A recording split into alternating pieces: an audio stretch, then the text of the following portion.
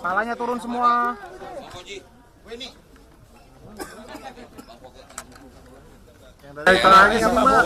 Ini mempunyai hubungan yang sangat panjang secara pribadi, seperti yang disampaikan beliau ketika beliau maju sebagai calon gubernur pertama kali. Waktu sebelumnya beliau sekda, saya bisikin, Bang Foke, abang itu pantas sekali dan cakap kalau untuk menjadi gubernur DKI. Dan memang dalam kepemimpinan beliau yang seperti saya sampaikan, saya dan Bang Dul, siapa saja yang pernah berjasa untuk Jakarta, saya pengen sowan satu persatu, karena apapun semuanya mempunyai legacy dengan kepemimpinan dan gaya masing-masing. Dan saya tidak mau memperdebatkan apa yang menjadi kelebihan maupun kekurangannya. Semuanya pasti mempunyai kelebihan dan kekurangan karena tantangan zamannya berbeda-beda. Dan seperti yang saya sampaikan berulang kali, kalau kami diberikan kesempatan, kami telah belanja masalah dari hal-hal yang kecil yang tidak kami duga. Contoh sederhana aja, ternyata di Jakarta ini belum semua RT RW punya CCTV. Makanya kami dengan sederhana mengatakan bahwa kalau kami diberikan amanah untuk Jakarta, semua RT RW seluruh Jakarta harus punya CCTV. Hal itu untuk mengurangi tingkat kerawanan dan juga kriminalitas, bullying dan sebagainya. Yang kedua yang ingin saya sampaikan, kalau lihat di lapangan, apapun yang namanya RT RW itu kan ujung tombak. Sekarang biaya operasional RT itu sekitar 2 juta, RW 2,5 juta. Kalau kami diberikan kesempatan, saya langsung aja sama Bang Dul bilang, kalau biayanya hanya sekitar 68 miliar per bulan. Kenapa sih kalau dikeluarkan, didabelin aja kan nggak terlalu berat dengan anggaran yang hampir 85-86 triliun. Dan saya yakin ini pasti akan terus meningkat. Maka mudah-mudahan di era kepemimpinan kami kalau diberikan kesempatan yang namanya biaya operasional untuk RT bisa didabelkan menjadi 4 juta, RW menjadi 5 juta. Dan itu jumlahnya tidak terlalu banyak. RT kita itu sekitar 30.900 sekarang ini, 894 tepatnya. RT-nya 2.700 sekian. RW-nya 2.700 sekian. Mas Pram, ini melihat kalau kita lihat memang elektabilitas dari RK ini kan memang cukup tinggi di Jakarta. Nah ini saya mau nanya Mas Pram dan juga Bang Dul, ini untuk kedepannya supaya elektabilitas dari Mas Pram dan juga Mas Dul ini bisa naik sama seperti RK ini seperti apa? Pertama, seperti yang saya katakan, saya sendiri nggak tahu ada elektabilitas atau enggak, itu nggak penting. Tetapi sekali lagi kami ini fighter, kami ini berjuang, kami ini bekerja dengan sungguh-sungguh untuk mengetuk hati rakyat. Maka yang kami tawarkan adalah program yang betul-betul dari aspirasi yang kami tangkap ketika ketemu masyarakat. Ketemu di LRT, ketemu di MRT, ketemu di busway, termasuk kemudian belanja masalah dengan berbagai kelompok komponen masyarakat. Itulah yang saya yakini dengan pendekatan problem solving terhadap persoalan masyarakat lebih berguna, lebih penting dibandingkan hanya dengan kampanye atau program yang katakanlah bombastis. Kami nggak akan yang bombastis, tetapi yang bagaimana bisa dirasakan secara langsung oleh masyarakat. Mas soal program andalannya bagaimana, Mas? Program andalannya. Jadi program andalan baru boleh dibuka nanti kalau sudah diketok tanggal 22 September. Sekarang ini belum boleh dibuka. Nanti kalau dibuka disemprit sama KPUD. Terkait parkir liar di Jakarta ini kan jadi satu masalah ya. Kira-kira dari maksudnya seperti apa? Jadi yang paling utama harus ada keseragaman. Dalam semua persoalan itu harus ada keseragaman dan pemimpin itu berani memutuskan. Saya terus terang kalau diberikan kesempatan, contoh kemarin soal Tanjung Priok, di mana supir semuanya mengeluh trailer ini kan tidak bisa nunggu terlalu lama, ada ganjil genap dan sebagainya. Maka kalau diberikan kesempatan kami berdua dan juga tentunya kami akan mohon nasihat kepada Bang Foke, keberanian untuk memutuskan itu ada, termasuk urusan parkir. Sekarang kan udah era digitalisasi, semuanya harus dilakukan secara begitu. Nggak bisa katakanlah memberikan ruang kepada seseorang parkir liar. Kalau itu ditertibkan, semua orang nurut. Selama yang mengelola parkir liar juga dilibatkan untuk penyelesaian pengembangan persoalan parkir di daerah itu. Tapi bukan premanisme ya. itu kita lawan. Mas Bram, ini kan waktu zamannya Bang Foke itu kan optimalisasi transportasi umum itu kan yang paling gencar tuh ya, lewat MRT, terus habis itu optimalisasi bus Transjakarta. Nah ini gimana nih kalau dari dialog tadi, ngobrol-ngobrol, transportasi di Jakarta ini mau diapain lagi? Jadi persoalan yang paling rumit di Jakarta selain transport udara dan juga air dan banjir. Tapi transport ini menjadi persoalan yang cukup serius. Bang Yos, Bang Foke sudah meletakkan dasar dengan Transjakarta, kemudian dimulailah ada LRT, MRT dan sebagainya. Ini sebenarnya pembahasannya bukan sekarang, ini sudah ada sebelumnya, tapi dieksekusi pada eranya Pak Jokowi. Sehingga dengan demikian, apa yang sudah baik kita teruskan, apa yang kurang, misalnya yang seperti kemarin saya sampaikan, sekarang ini kan problem utamanya frekuensi. Kalau pagi sangat padat, transportasinya kurang, mau KRL, mau busway, mau MRT kurang, termasuk ketika orang pulang kerja. Tetapi jam di tengah-tengah itu banyak kosongnya. Nah, pengaturan seperti itulah yang harus diatur. Contoh sederhana aja, kemarin kami berdua begitu masuk yang saya ceritakan, ngetap aja 4-5 kali di MRT kita, termasuk di busway kita, udah nggak boleh lagi. Kan itu sederhana aja, tapnya sekali sambil orang buru-buru untuk jalan. Kalau itu bisa dilakukan, maka jam waktu untuk menunggu itu akan berkurang banyak. Dan itulah yang akan kami lakukan, termasuk konektivitas ke Tangerang, Tangerang Selatan, Bekasi, Bekasi Barat, ya harus disambungkan lah, nggak bisa dipotong-potong. Masa orang, contoh lah, bus mau ke Bandung, dari sini ke tempat Halim aja sama dengan dari Halim sampai di Bandung. Nah, seperti itu kan harus ada pemecahan jalan keluar yang kita pikirkan bersama-sama. Ya.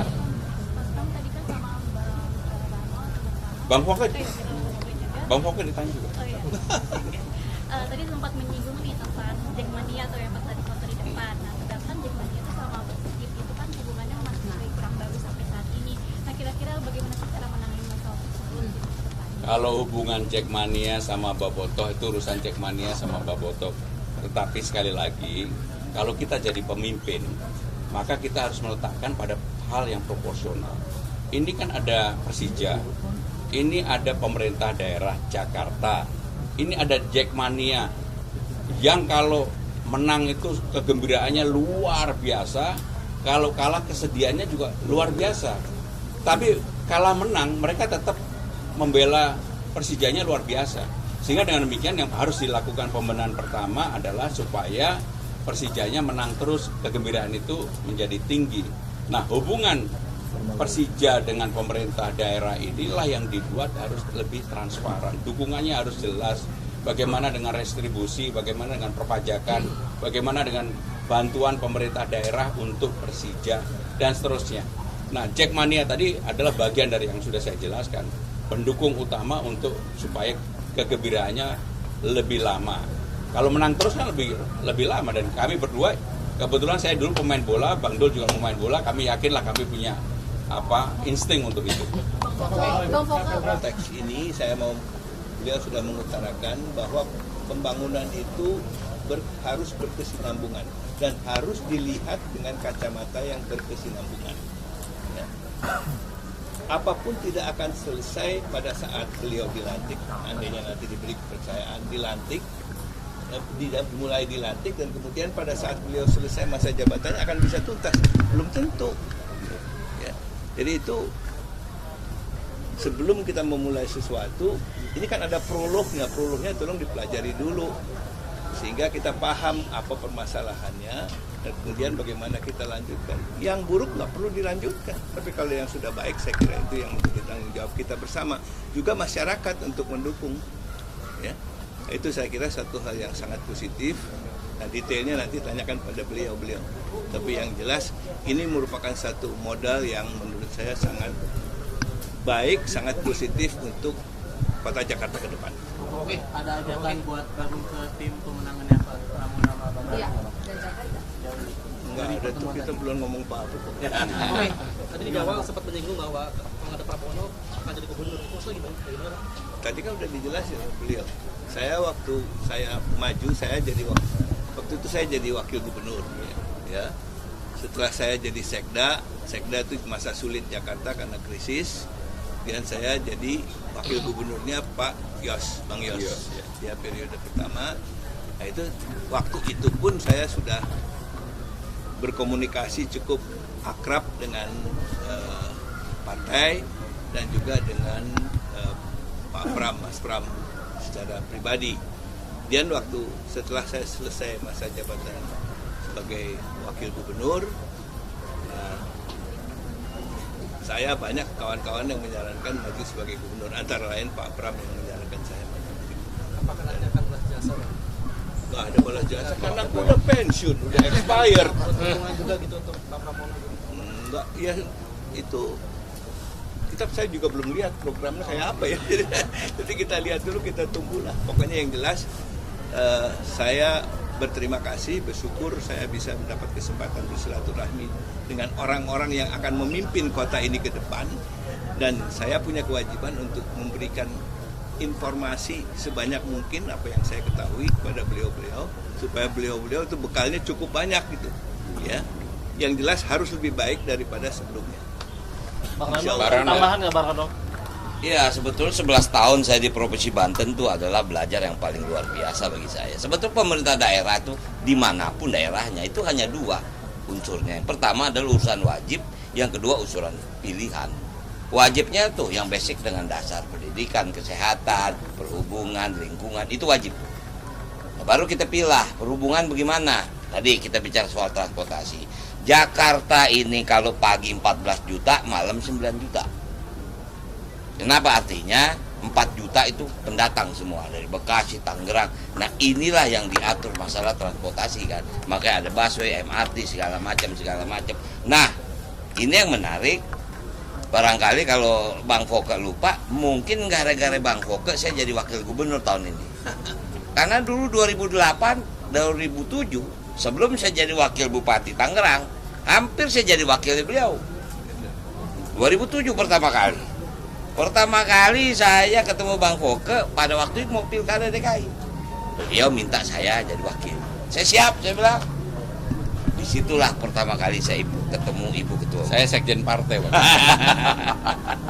Secara nyata waktu itu saya belum didukung. Ya saya bilang nggak apa-apa, yang penting Bang Foke jadi gubernur dan saya bisa makin paham. Jadi artinya teman-teman sekalian, tentu sekarang APBD DKI sudah diketuk untuk anggaran 2024-2025. Nah inilah yang dibilang visi misi yang awal. Kita nggak bisa bikin di luar program yang sudah disepakati oleh DPRD. Visi misi kita itu untuk 2025-2000 selanjutnya. Apa itu? Nggak lari dari wajib dan pilihan sebetulnya. Tinggal prioritas kita apa? Maaf, mudah-mudahan nggak terjadi. Sekarang lagi rame cacar monyet. Ini kesehatan kita bagaimana? Rumah sakit kita siap nggak? Alhamdulillah kemarin kita ketarakan, Bang. Sarana prasarana rumah sakit luar biasa, tenaga dokternya luar biasa. Artinya ini kesiapan yang harus diantisipasi. Nah jadi artinya 11 tahun saya di Provinsi Banten cukup bagi saya belajar tentang ilmu pemerintahan. Nggak gampang, nggak sulit sebetulnya, karena udah ada pakem-pakem. Tinggal prioritas kita gimana. Kecuali kalau keadaan darurat, boleh kita keluar daripada RPJMD ini. Nah itu yang bisa saya pahami, gitu. Saya gembira kemarin tes kesehatannya itu diselenggarakan di rumah sakit Tarakan. UD Tarakan.